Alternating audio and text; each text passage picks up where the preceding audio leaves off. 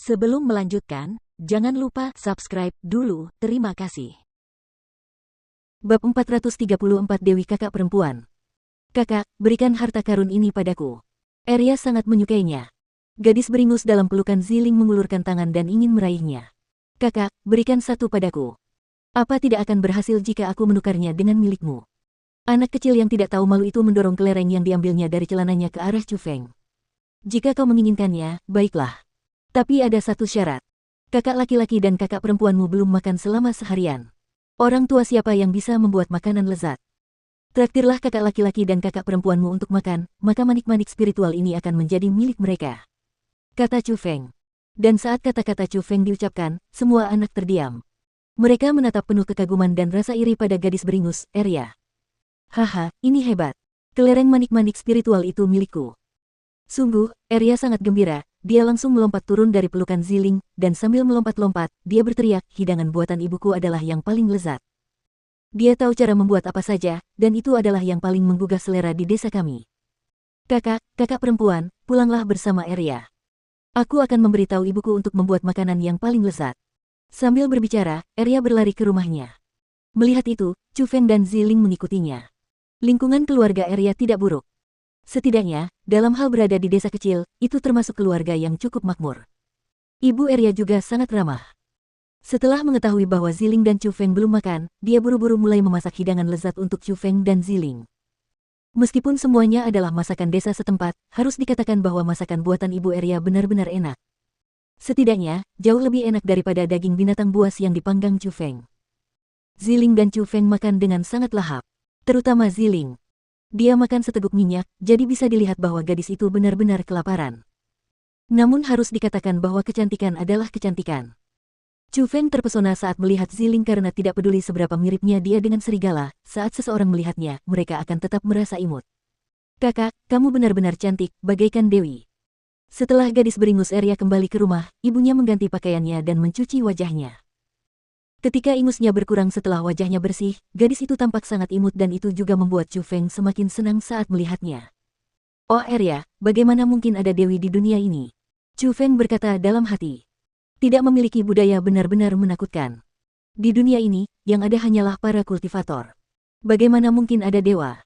Mereka hanyalah para kultivator bela diri dengan kultivasi mendalam yang disalahpahami oleh orang biasa. Warga yang belum pernah berkultivasi sebelumnya suka menyebut para kultivator sebagai dewa atau hal-hal yang menyerupai dewa. Singkatnya, di mata mereka, orang-orang dengan kultivasi tinggi adalah dewa. Misalnya, Chu Feng dan Ziling, jika mereka menunjukkan kultivasi mereka, kemungkinan besar Arya akan percaya bahwa mereka adalah dewa. Ada. Jika mereka bisa terbang, mereka adalah dewa. Arya mengedipkan mata besarnya yang tidak jahat dan berdebat dengan Chu Feng. Baiklah, jika kau mengatakannya seperti itu, kakak perempuanmu ini benar-benar seorang dewi. Setelah Chu Feng melihat Ziling, dia tidak dapat menahan tawa karena Ziling bisa terbang. Menurut kata-kata Arya, bukankah Ziling seorang dewi? Sebenarnya, di keluargaku, ada juga seorang kakak perempuan bernama Dewi. Kakak perempuanku juga sangat cantik, tetapi dia bepergian jauh atau dia bisa dibandingkan denganmu, kakak perempuan.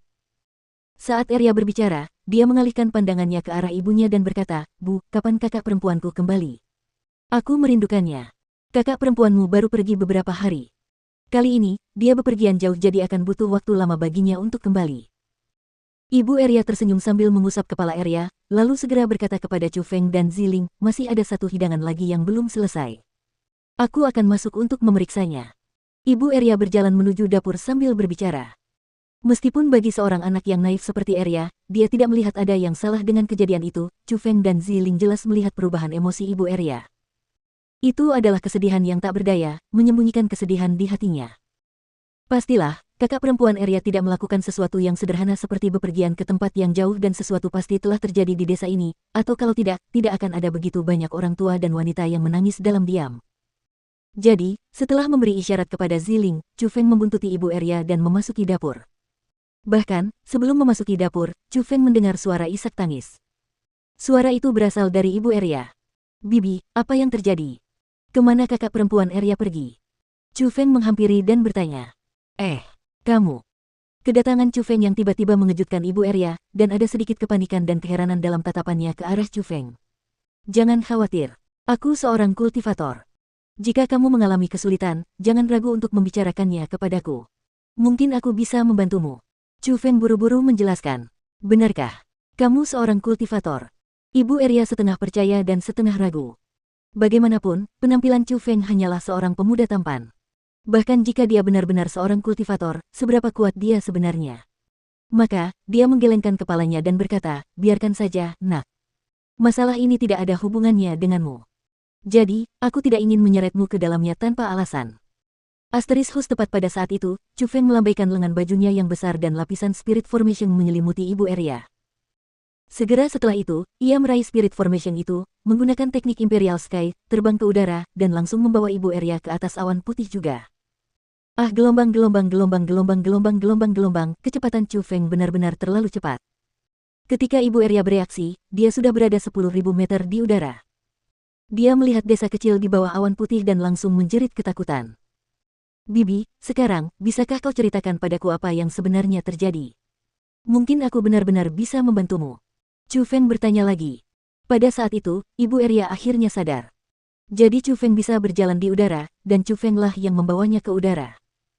Pada saat itu, Ibu Eria menatap Chu Feng dengan pandangan yang berbeda dan dalam tatapannya dia menatap Chu Feng dengan penuh kekaguman. Sebagai orang biasa, dia tidak mengerti dunia kultivasi bela diri, tetapi di matanya, para kultivator yang dapat terbang di udara dan menggali tanah benar-benar eksistensi yang seperti dewa. Tiba-tiba, Ibu Eria berlutut di udara dan bersujud kepada Chu Feng dengan kedua tangannya di depan dadanya. Tuhanku, aku mohon padamu, tolong selamatkan putriku, tolong selamatkan orang-orang di desaku. Bibi, jika ada yang ingin kau katakan, berdirilah terlebih dahulu. Bukankah aku sudah mengatakan bahwa aku akan membantumu? Apa yang terjadi? Bisakah kau menceritakannya secara rinci? Melihat itu, Chu Feng buru-buru menopang Ibu Eria. Setelah itu, Ibu Eria menceritakan semua yang terjadi secara rinci kepada Chu Feng. 300 mil jauhnya dari desa, terdapat sebuah pegunungan. Di pegunungan itu, ada sekelompok petani yang ingin mendirikan sebuah sekolah. Mereka perlu membuka lahan di pegunungan untuk proyek pembangunan gedung besar. Karena kekurangan pekerja, mereka pergi kemana-mana untuk mencari orang kuat. Orang-orang kuat di desa itu semuanya dibawa pergi dan yang tersisa hanyalah orang-orang tua atau anak-anak. Karena kakak perempuan Eria memiliki penampilan yang luar biasa, dia juga dibawa pergi oleh sekelompok orang. Di antara kelompok orang-orang itu, bahkan ada seorang tua yang bisa berdiri di udara dan mengubah cuaca sesuai keinginannya. Jadi, warga bahkan mengira bahwa dia adalah makhluk ilahi sehingga mereka tidak berani menentangnya. Mereka hanya bisa patuh membiarkan orang-orang itu membawa pergi orang-orang itu dan mereka bahkan tidak berani mengatakan sepatah kata pun.